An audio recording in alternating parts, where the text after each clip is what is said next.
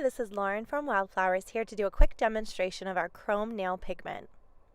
I'm going to begin by applying Wildflowers tack-free metallic top coat over top of a nail that has been polished with black gel polish and cured.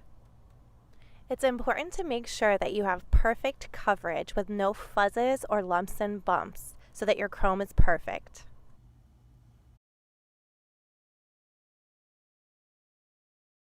Now that the nail is cured and it's come out of the lamp, I'm going to use one of my silicone tools to apply the chrome pigment powder.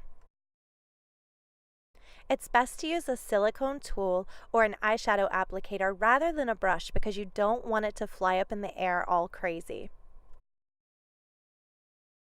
It's also important to use pressure when applying this. So sometimes I like to use my finger, or I'll put on gloves and use my finger to really press down on this product to make sure that it's smoothed into the nail. And then I use one of my favorite tools. This is called the brushy bit, and it's from Atwood, and it works perfectly to get the chrome powder out of the sidewalls and the cuticle area. It's important to remove it from there because you don't want it getting stuck in the top coat. Now that the nail is ready for the top coat, I'm going to use the same metallic top coat from Wildflowers nail. I'm going to apply it to this nail, and I recommend that you apply one nail at a time and do a flash cure in between. Then when you're finished, you cure for the full 30 seconds. If you're not satisfied with this look and you feel like it's still a little bit grainy, you can go ahead and apply a second coat of the chrome pigment powder, and this will take care of any graininess that you see. I'm using an eyeshadow applicator this time to demonstrate, and I'm applying adequate pressure. I'm really rubbing it into the nail, making sure that there's nothing loose on the nail.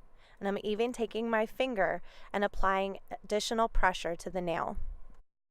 Again, I grab my favorite little brushy bit from Atwood, and I clear away any loose chrome pigment powder from the sidewalls and the cuticle area. Be careful doing this because you don't want to hit the nail.